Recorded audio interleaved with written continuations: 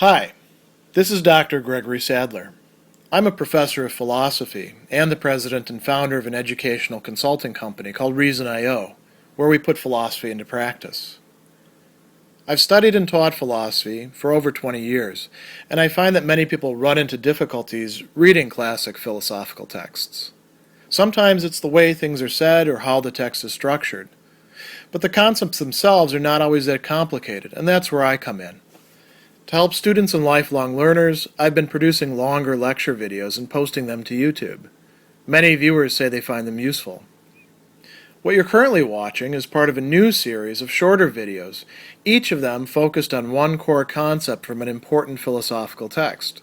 I hope you find it useful as well.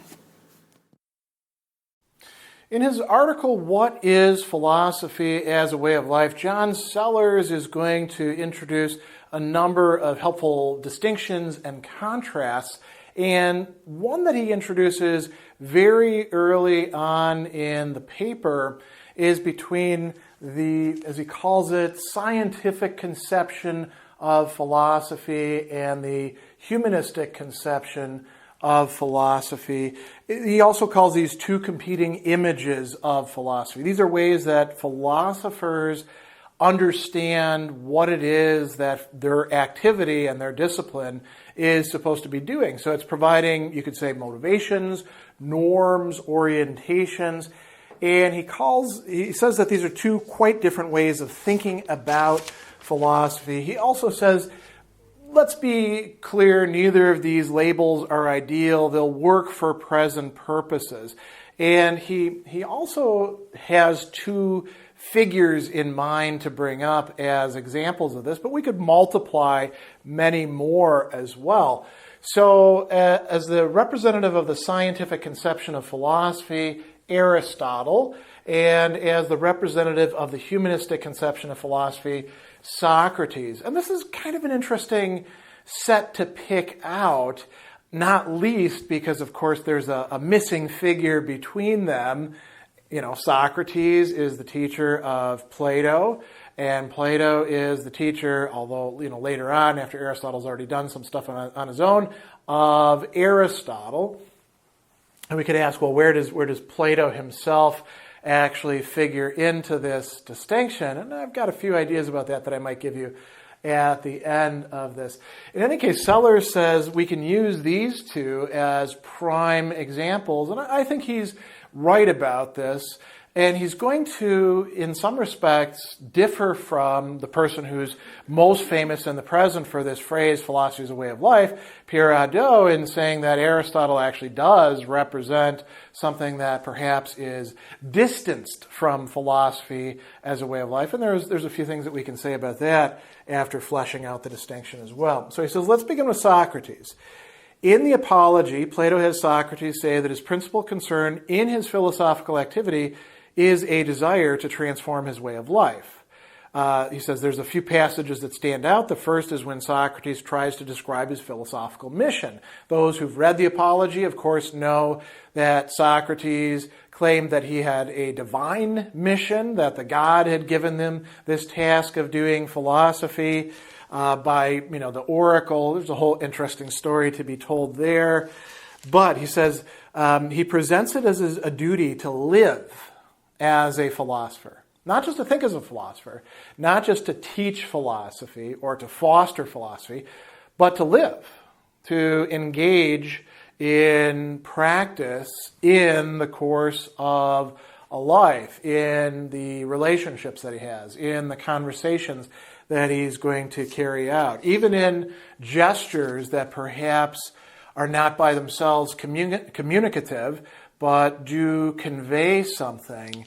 So, examining himself and others. Later, in response to his accusers who've condemned him to death, you say, you've brought about my death in the belief that through it you'll be delivered from submitting the conduct of your lives to criticism. So, Sellars says, this idea that the task at hand is to examine lives, and it's not just examining your own life, right? It's not just navel gazing, you could say.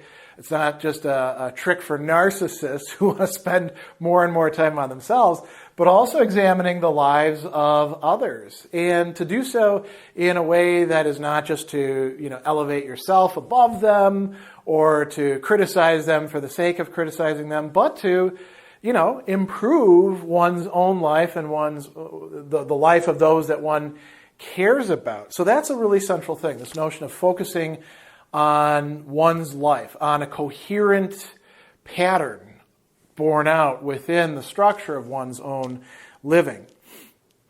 So Socrates takes philosophy as an activity directed at trying to figure out how to live well, subjecting our current life to examination. Here's where we get to the second important point. Knowledge is part of philosophy for somebody like Socrates. As a matter of fact, when you look at the dialogues, Plato's dialogues, but also even those of Xenophon, attaining knowledge is something that is desired. Is it desired solely for its own sake, or is it desired in order to do something? Well, the answer in the case of philosophy as a way of life is that knowledge is, you could say, always not necessarily practical, but it has practical implications and orientations. That's why you want to know things, so that you can focus on what needs to be fixed, what needs to be improved, what needs to be done in order to live well. Sellars says the motivation is clear.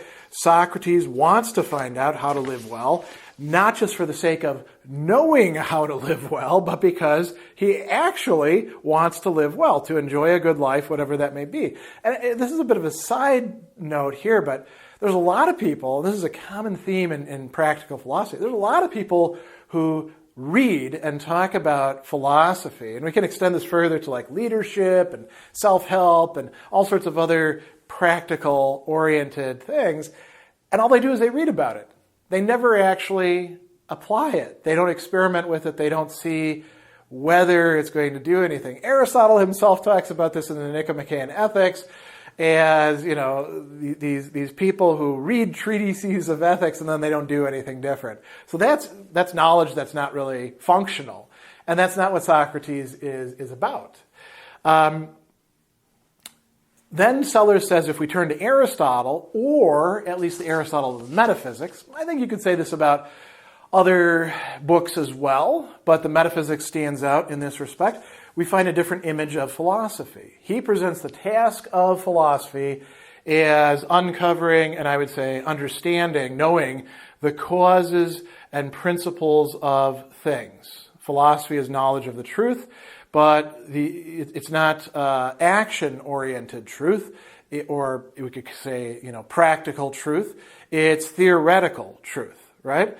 He says there's practical knowledge that's concerned with action, but in the metaphysics, he identifies philosophy, or at least the best part of philosophy, with theoretical knowledge and prioritizes theoretical knowledge over practical knowledge because it deals with things that are unchanging. And that's, there's an interesting story to tell there about why Aristotle makes that choice.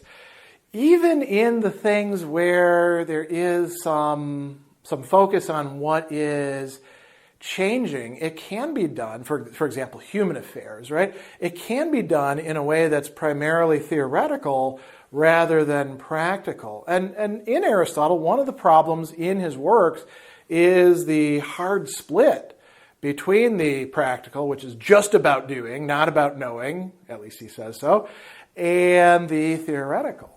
So there's this prioritization of the theoretical modes of knowledge and truth over the practical, and this is kind of a problem. He also mentions one other philosophy here. He says the paradigmatic example of a philosopher Aristotle has in mind is not Socrates, but instead Thales, a physicist in the early sense. The man who fell down a well because he was engrossed in studying the stars.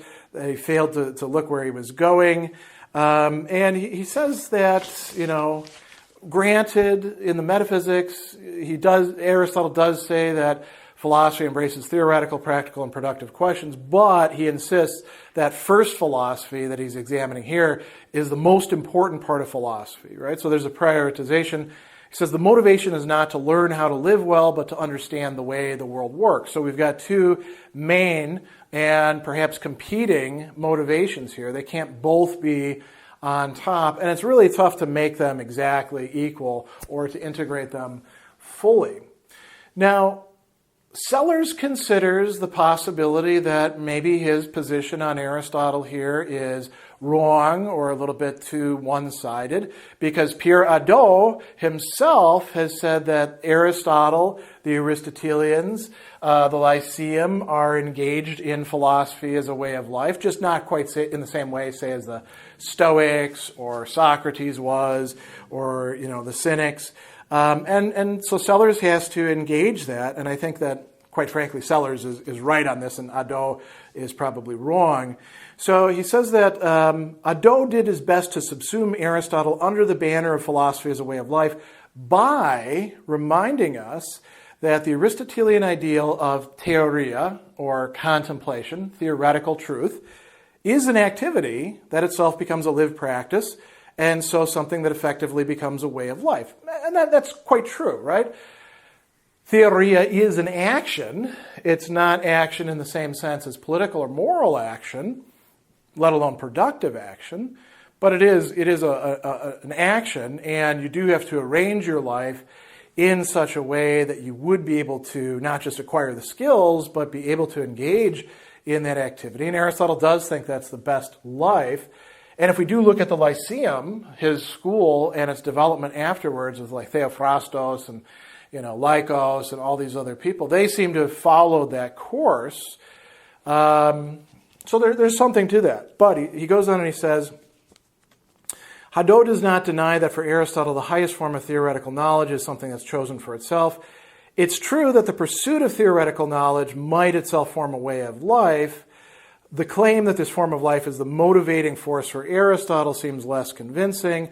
What matters to Aristotle most of all is understanding the way the world works, given that he will prefer a life devoted to the pursuit of that kind of understanding over a life devoted to the pursuit of anything else.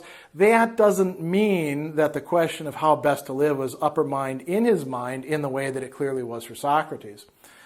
So he does consider the best way to live, but it's not motivating him in the same way. And so then Sellars says, well, we do have to consider another possible challenge as well. What about the fact that Aristotle wrote two books called the Ethics, the Nicomachean and Eudemian Ethics, where it's all about, practical life and the virtues and vices and analysis of, how our faculty of choice works and habits. He also considers happiness. Okay, and we could even make this tougher and say, not only does Aristotle consider those sort of questions in those two ethics, it's also in the politics, it's also in the rhetoric, it's also in the poetics, what we have of it in Book 1, comes up in the topics to some degree, and in Book 3, it comes up in some of the problems. There's a lot of connections to this. There's a robust, moral, political, rhetorical philosophy running through Aristotle. Presumably, he wouldn't have studied that unless he was really interested in that. And we also know that Aristotle was very interested in communities and how they worked, and studied a whole bunch of different constitutions. We only have one of the many that he actually and his students wrote together. Theophrastus, his successor, continued that study with analyses of the legal systems of all these different political organizations in ancient Greece. So there clearly was a practical aspect, right? Is this enough to get us what we want as philosophy as a way of life? There's a couple things to be said here. So Sellars says, in the opening book of the Nicomachean Ethics, Aristotle famously says all human beings identify eudaimonia with living well, but later on in Book 10, he prioritizes the contemplative life over other forms of life, and he doesn't do so based on its propensity to generate eudaimonia, but rather on the superiority of its objects of knowledge, unchanging universals rather than changeable matters. The contemplative life is best not because it is identified with living well, but because it devotes itself to the highest form of knowledge there is. And, in a certain respect, you could say that Aristotle, despite his insistences that practical philosophy is all about like doing things the right way, when you look at the politics, when you look at the Athenian constitution, even when you look at parts of the ethics, there's a lot of theorizing going on in this. It's not just a manual of like how to do things right and, understand yourself and make yourself a better person. There's a lot of understanding things for the sake of understanding these human affairs, and it becomes much more theoretical. Arguably, Aristotle really does fit into this more scientific paradigm. It's interesting, this is not something that Sellars brings up, but you notice that within the Hellenistic and later Roman cultural sphere, where philosophy plays a very important role, the Aristotelians themselves don't play that big of a role, compared to other schools like the academic skeptics and then the Pyrrhonian skeptics as well, or the Stoics or the Epicureans or the other Platonists. There are Aristotelians and they are important, but very often they're sort of, they have a reputation, but they're not the most important and most attractive way of doing things. It could be because there's so much emphasis on the theoretical rather than the practical. We can be blinded to that in part because in the Anglosphere, our so-called revival of virtue ethics, which had never actually gone away, was so closely connected with Neo-Aristotelianism that we'd assume that Aristotle was like the main game in town. He wasn't. So, I think Sellars is actually quite correct on this. Now, what is the upshot of this? He's saying all of this because this helps to illuminate what philosophy as a way of life would be and what it wouldn't be. He says, we have a clear metaphysical division between Socrates and Aristotle. Both are committed to the pursuit of knowledge. Both offer an image of an ideal life involving the pursuit of knowledge, but there's a clear difference when we turn to their ultimate motivations. Socrates pursues knowledge in order to live a philosophical life, while Aristotle lives a philosophical life in order to pursue knowledge. And Sellars says this is a subtle but I think important difference. I don't think it's actually that subtle of a difference. This is quite in your face. And he says it's also the difference between what I call the scientific and humanistic conceptions of philosophy. And the subsequent history of Western philosophy has seen both of these flourish at different times, sometimes in combination, sometimes apart. And so, we see some philosophers emphasizing this more. There's kind of a tradition and a continuity here. Some people would think that philosophy is really just the scientific conception of philosophy, some movements of philosophy, and they would be divorced from philosophy as a way of life. Philosophy as a way of life is always going to be more focused on this humanistic conception that we see in Socrates, but also in Cicero and Petrarch and so many other people down the centuries.